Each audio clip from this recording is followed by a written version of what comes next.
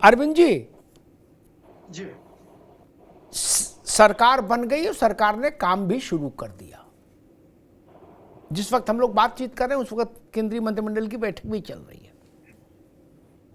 अब इस सरकार के, चूंकि इसका कंपोजिशन 2014 और 19 की सरकार से थोड़ा सा अलहदा है, इसके सामने क्या चुनौतियां देख रहे हैं आप? अमिताभ जी, देखिए, कभी कभी जी चुनौती ही ताकत बन जाती है। मैं इसको दो अर्थों में रेखांकित करूंगा। जी जो दो लोग समर्थन दे रहे हैं, एक टीडीपी, दूसरी जेडीयू। मुझे याद है जब आंध्र प्रदेश विधानसभा का चुनाव का घोषणा हुआ, उससे पहले वहां के वित्त मंत्री राजेंद्र नाथ रेड्डी जो अंतरिम बजट पारित किए 2,86,000 करोड़ का, उस समय लगभग 13 लाख करोड़ का जो है कर्ज जो है उस पर रहा आंध्र प्रदेश सरकार पर, और लगभग 7 लाख करोड़ की देनदारी, यानी एक व्यक्ति पर 2 लाख का कर्ज। आज की तारीख में वहां के कर्मचारियों को वेतन देने के लिए पैसा नहीं है। इंद्र की राजधानी अमरावती की तरह आंध्र प्रदेश की राजधानी को बसाना है। आज की तारीख में वो अच्छी तरह से चंद्रबाबू नायडू जी जानते हैं कि मौजूदा जो सरकार है, जितना बेहतरीन ढंग से स्पेशल पैकेज उनको मिल सकता है, उतना शायद इंडिया गठबंधन में होते तो नहीं जी मिलते, क्योंकि वहां पे सहयोगी दलों का झुंड होता। तो वो निश्चिंत है। इसीलिए आपने देखा कि मंत्रालय के बंटवारे में बिल्कुल ही हस्तक्षेप नहीं किए। सिर्फ दो, एक कैबिनेट मिनिस्टर और एक जो है स्टेट, यानी उसी पर संतुष्ट हो गए। यानी उन्हें अपने आंध्र प्रदेश को आर्थिक रूप से मजबूत करना है, उनके तरफ से चुनौती मिलनी नगण्य है। अब आते हैं बिहार के जेडीयू पर। देखिए, जेडीयू के लिए लोकसभा चुनाव जो था लिटमस टेस्ट था। यह मान करके चला जा रहा था कि अगर इसमें परिणाम बेहतर नहीं आता नीतीश कुमार के लिए, तो विधानसभा चुनाव से पहले वो पाला फिर बदल सकते थे।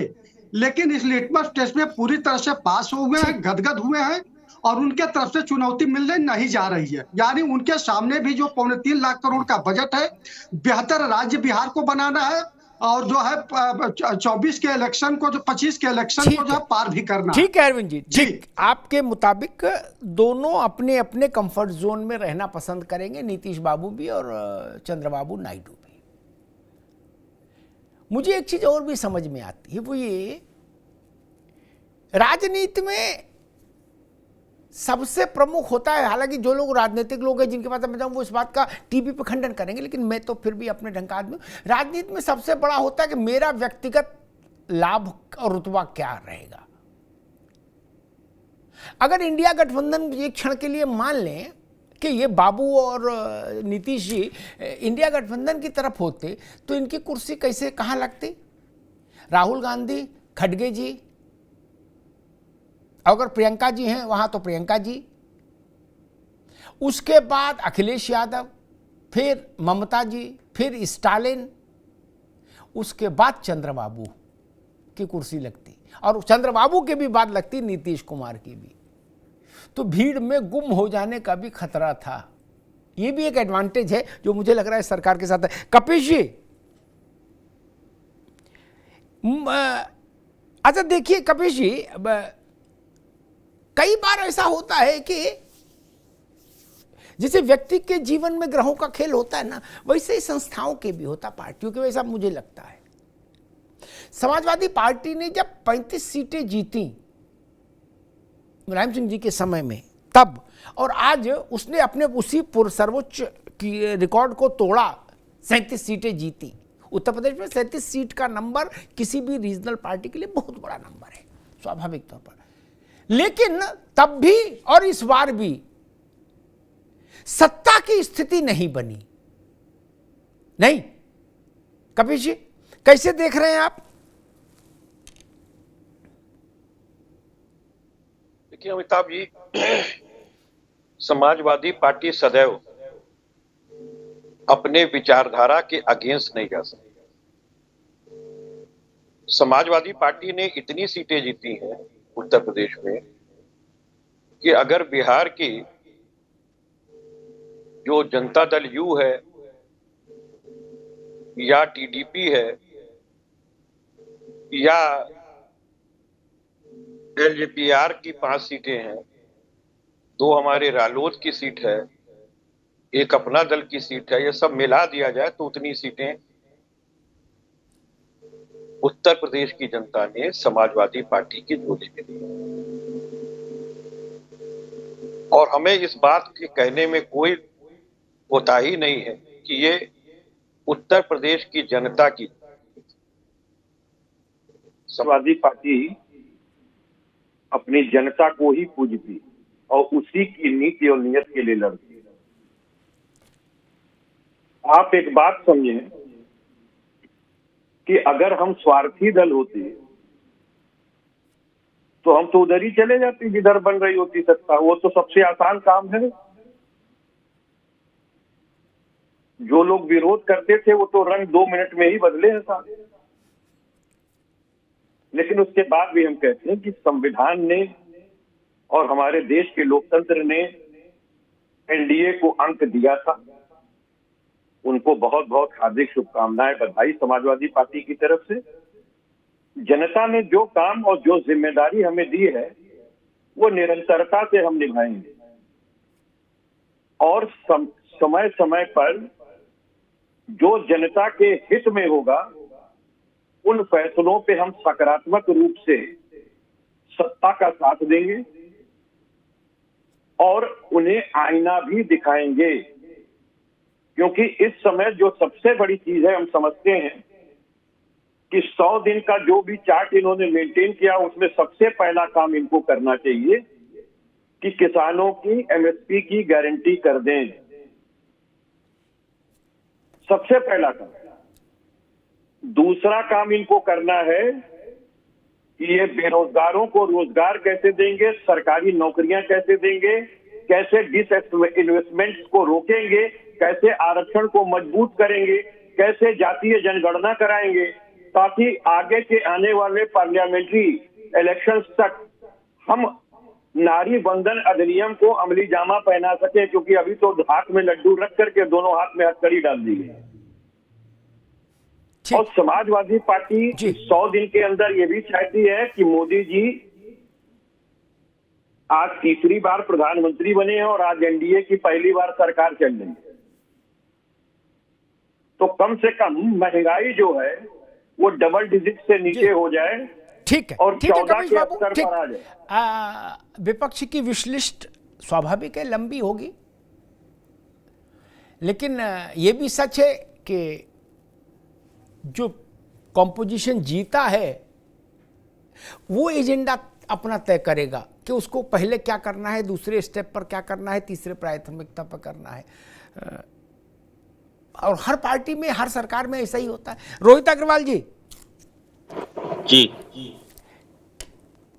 उत्तर प्रदेश में आपकी पार्टी साथ रही, आपकी पार्टी अपने तो सीट जीत गई, लेकिन पश्चिम में वैसा करंट नहीं दिखा या वैसा लाभ नहीं दिखा जिसके कारण अलायंस हुआ कि भाई चलो जयंत भी आ जाएंगे तो मामला एकदम फिर क्लीन स्वीप टाइप का हो जाएगा। लेकिन जहां जहां गाड़ी फंसनी थी वहां फंसी।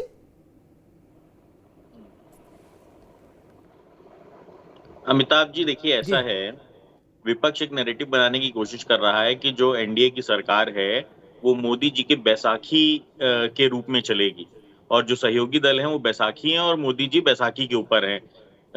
देश के जो सबसे बड़ा विपक्ष है आज कांग्रेस, उसने अपने ऑफिशियल ट्विटर हैंडल से बैसाखी के तहत कमल को उन्होंने प्रेडिक्ट भी करते हुए लगाया है।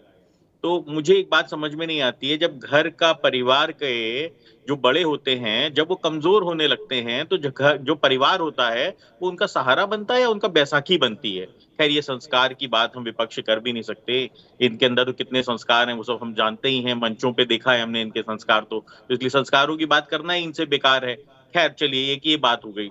दूसरा नैरेटिव विपक्ष सेट करने की कोशिश कर रहा है कि आज एक दिन नहीं हुआ शपथ लिए हुए गवर्नमेंट को और अपनी विश लिस्ट दे रहा है। जनता ने तो आपको नकार दिया। अरे भाई, आप 37 सीट लेके आए, आप 37 सीट से ज्यादा लेके आए, उससे फर्क क्या पड़ता है? आप और आपका सहयोगी मिलके 43 सीट लेके आए, भैया बैठोगे तो विपक्ष पे ही ना। जनता ने तो आपको विपक्ष में बैठने लायक छोड़ा है। अगर मैं आपको याद दिला दूं 2019 का इलेक्शन, तो एक पार्टी हुआ करती थी साउथ की AIADMK, जो कि 38 सीट 39 में से जीत के आई थी तमिलनाडु के अंदर। और इस बार उसका हश्र क्या हुआ 2024 में? 2019 की बात कर रहा हूं मैं, 38 सीट जीत के आई थी। 2024 में 0 पे आई है। तो ये जो अति उत्साह में विपक्ष है, मुझे लगता है कि इनको थोड़ा सा जमीनी हकीकत को समझना पड़ेगा और ये भी समझना पड़ेगा कि आप भले ही सीट जीत के आए हों, परंतु मैंडेट एनडीए की तरफ है और एनडीए ही चुनाव में गया था। दूसरी बात, आपके प्रश्न पे मैं आ जाता हूं कि आपने कहा राष्ट्रीय लोकदल ने क्या सहारा दिया एनडीए को। हम पश्चिम उत्तर प्रदेश के अंदर अपना प्रभाव मजबूती से रखते हैं, बाकी हम प्रभाव रखते हैं पूरे उत्तर प्रदेश के अंदर। पश्चिम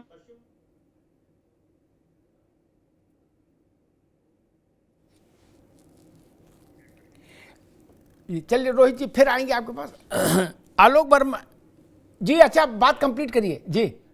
हाँ, पश्चिम उत्तर प्रदेश में हम अपना प्रभाव रखते हैं। अब मैं आपको बताता हूँ, सीट वाइज बताता हूँ मैं। पश्चिम उत्तर प्रदेश में जहां जहां एनडीए जीता है, बागपत, बिजनौर, मेरठ, अमरोहा, बुलंदशहर, गाजियाबाद, नोएडा, अलीगढ़, हाथरस, मथुरा, फतेहपुर सीकरी, आगरा, अलवर, बीकानेर, फरीदाबाद, जहां जहां माननीय जयंत चौधरी जी के कदम पड़े वहां वहां एनडीए जीत के आया है। और वहीं पे पूर्वांचल की अगर हम बात कर लें तो हमारे सहयोगी उतना अच्छा नहीं कर पाए जो एनडीए के सहयोगी थे। ठीक है रोहित बाबू, आते हैं दोबारा आते हैं।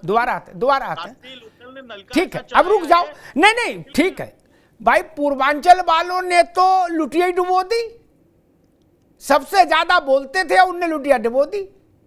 और समाजवादी पार्टी को जरूर अपनी सीट से ज्यादा प्रसन्नता इस बात में हुई होगी कि चलो इनकी सबकी लुटिया डूब गई जो बवाल काट रहे थे, क्योंकि वो उसमें जो सबसे मुखर थे वो तो सपा के एलआई थे 2022 में।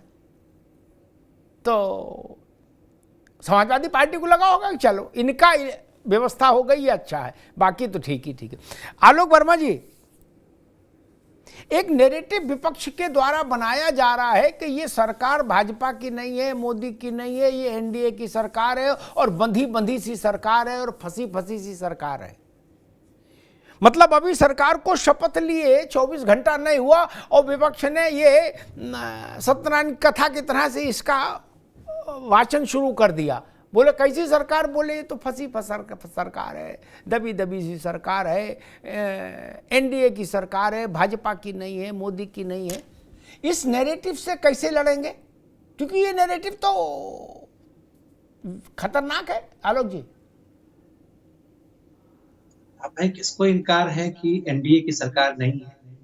निश्चित रूप से एनडीए की सरकार बनी है। एनडीए को जो है साफ बहुमत मिला है और मोदी जी के नेतृत्व में हम सबसे बड़े भाई के तौर पे हम अपनी भूमिका निभा रहे हैं।